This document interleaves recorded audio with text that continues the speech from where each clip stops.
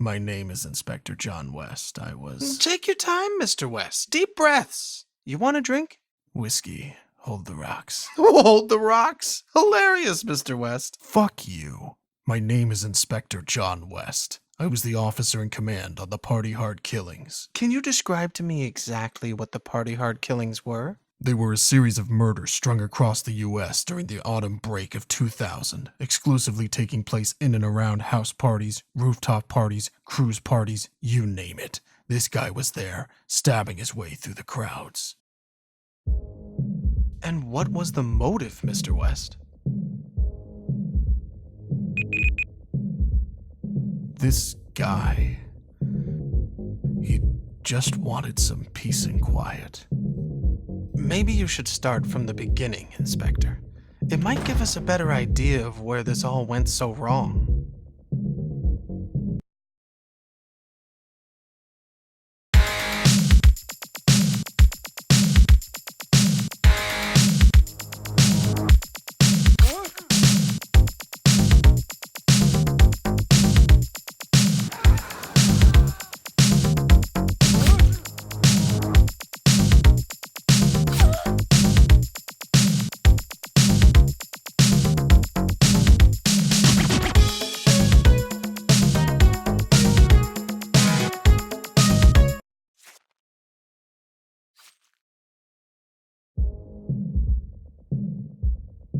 One of my officers responded to a call near North Beach.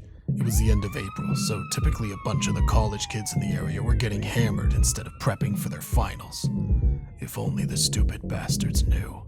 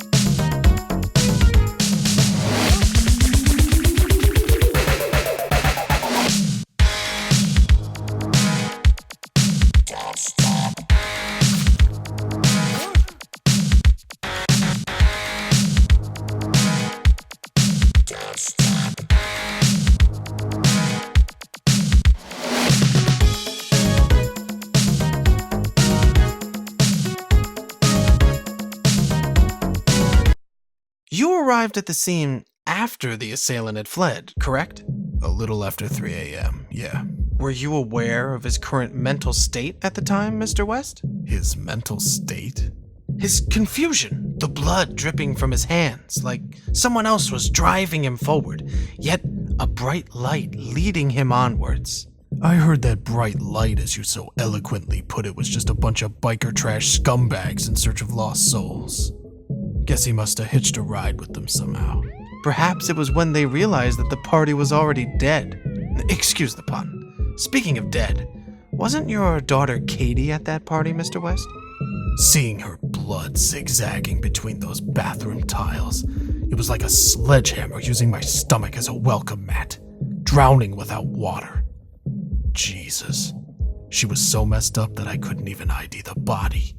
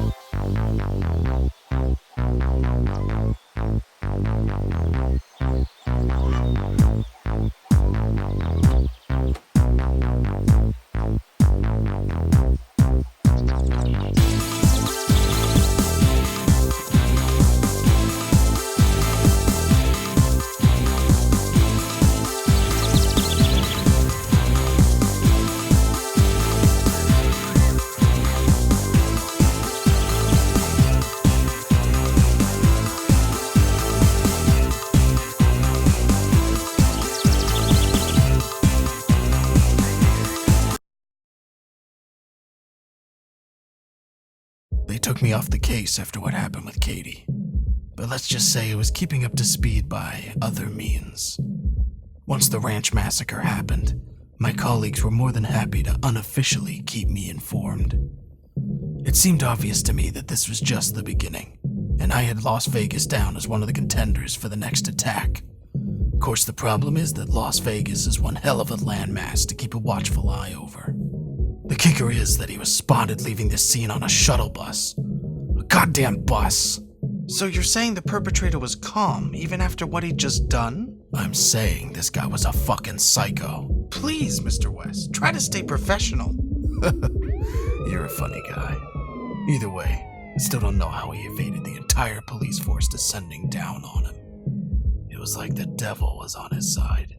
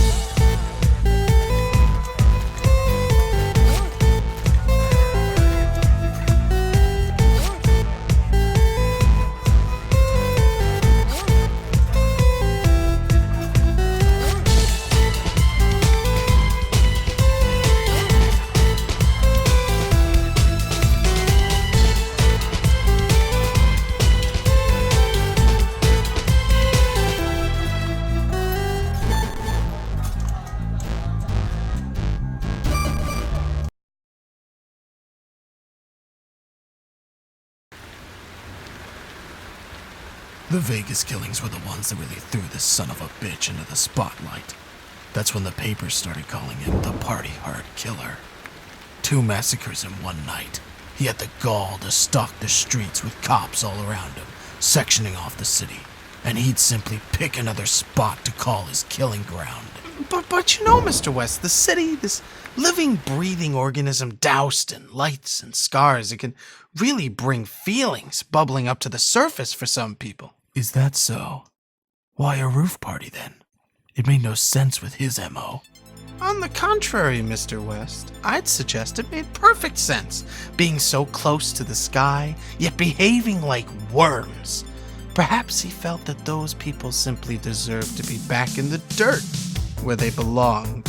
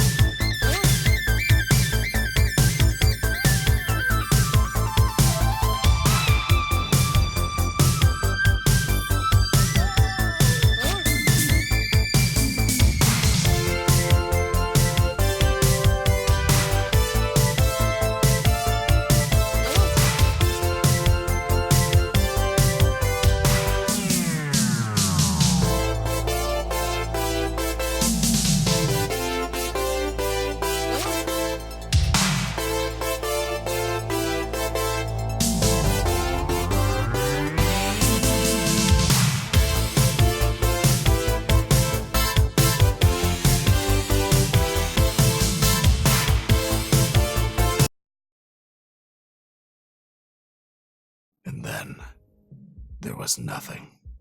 Months and months of goddamn nothing. Just frustrating goddamn silence. The shadow had swept through our lives and then hidden away like the yellow-bellied piece of shit that he is. Mr. West, please, let's stick to the facts. What do you think he was doing during this time? Damned if I know. Tell you what, though, those months dragged and dragged. The papers wanted names. There was severe public unease. The police force was a laughingstock. You'd never guess that one single sicko could rip this country apart so badly. And then one day, out in the desert, there was an encounter. What kind of encounter? A guy driving late one night told us he nearly hit this guy who stepped out in the middle of the road. Apparently he didn't say much, although the driver was in shock, as you'd expect. He sort of just threw a flyer at the guy's feet. Said he needed help. Needed help? What kind of help? Said he needed a ride to a party on a boat.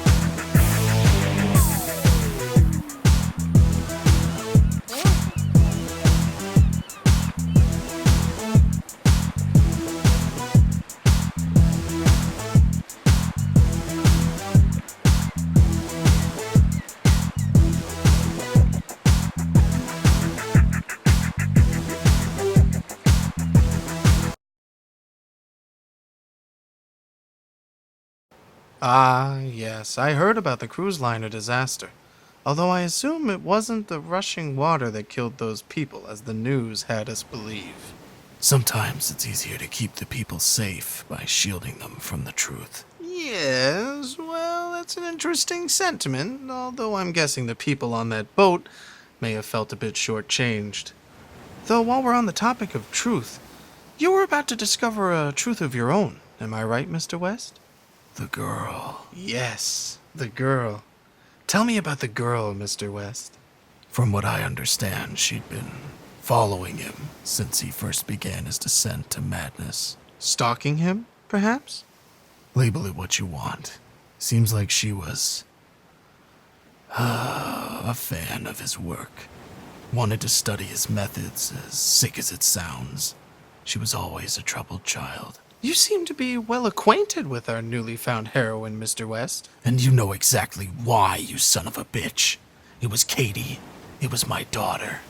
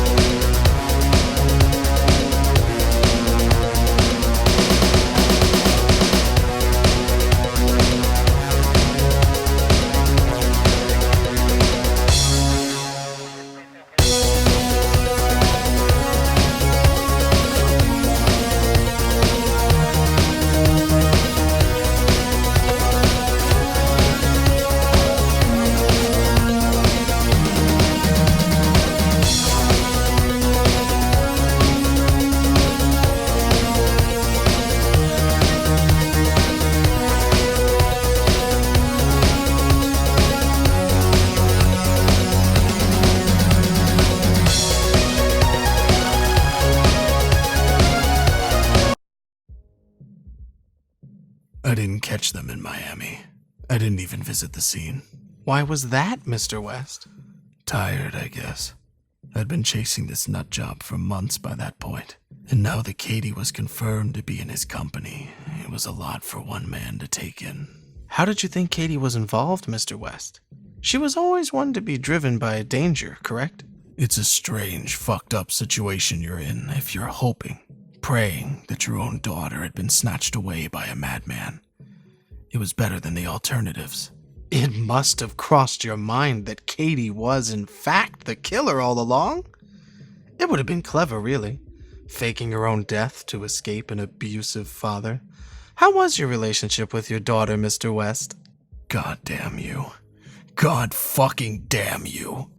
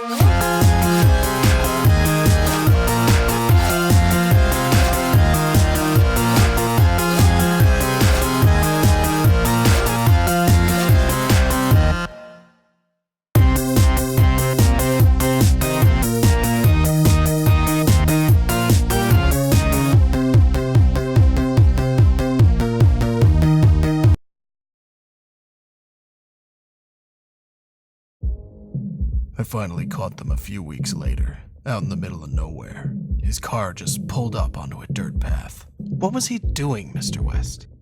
I'd been staring at photos of Katie every night for the last month. The ink had started to run off where I'd been pressing the corners so tightly. What was he doing, Mr. West? He was admiring his handiwork.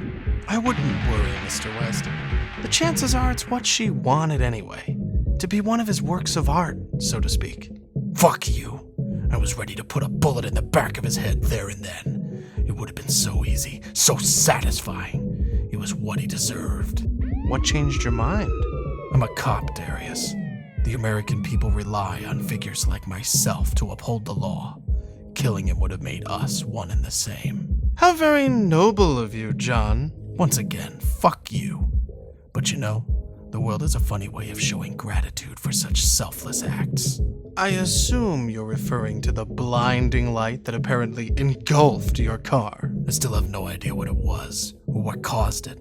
I guess this terror of darkness has somehow found a friend in the light. And of course, when I came to, I found my car had made a strong connection with rather incompatible foliage. Worse still, my back seat was devoid of serial killers.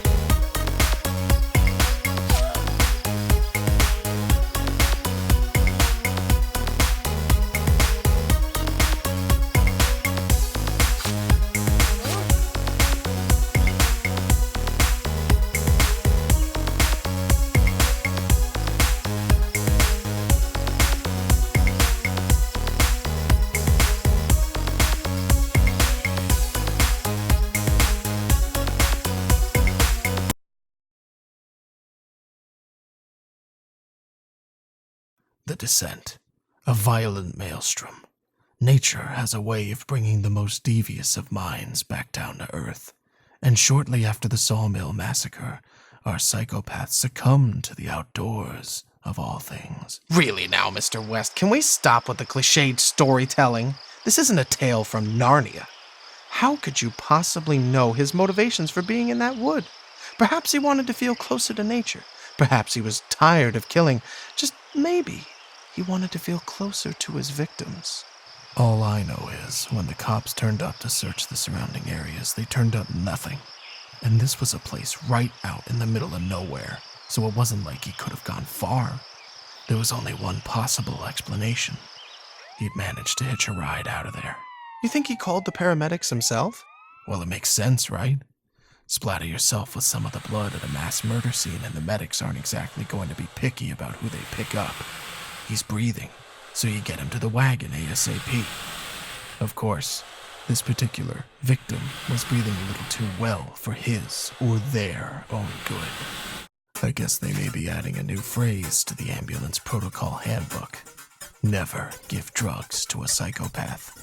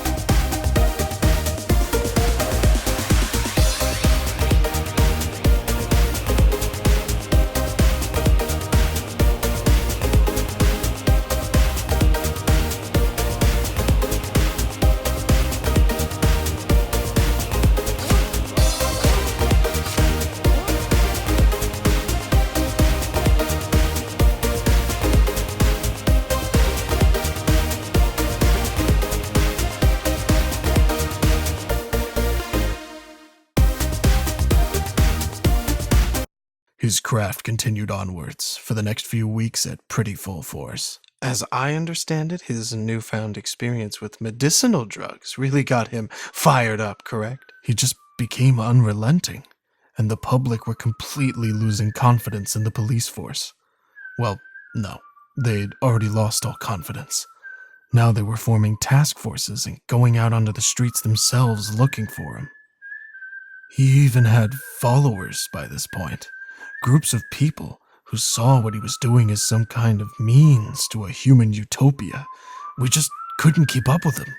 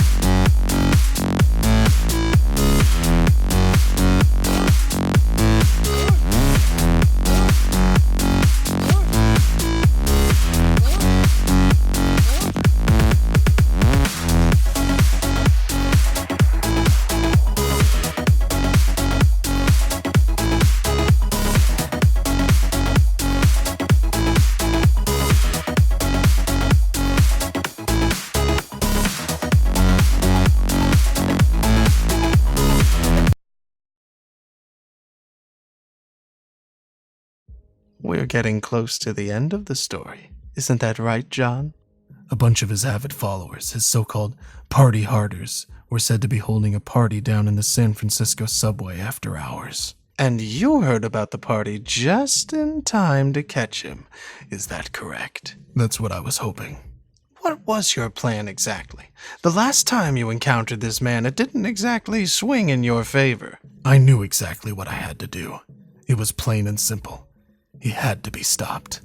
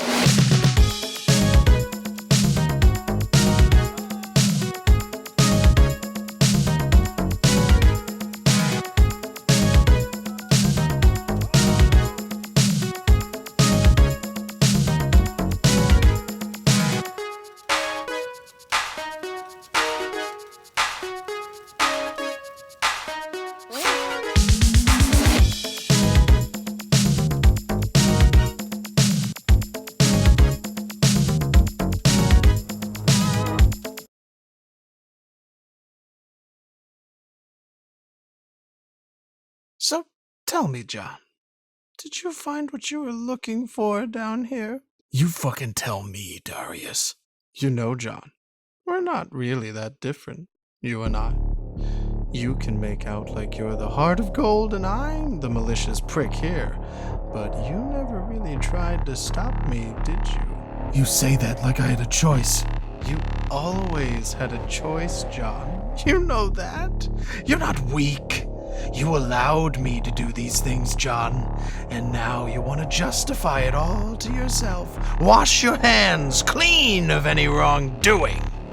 I'm not like you. Come on, John. Sooner or later you're going to have to admit it to yourself. You enjoy the rush just as much as I do. The splatter, the silence. Do they really deserve this? John, look around you.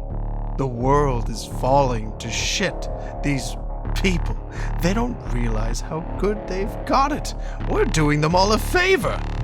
John, You just spent the last half hour sat here trying to convince yourself what we're doing is wrong. What have you learned? Someone needs to be thinking about the bigger picture, I guess. There you go, John. You get it now. Let it go. Come on, Darius. Let's go home.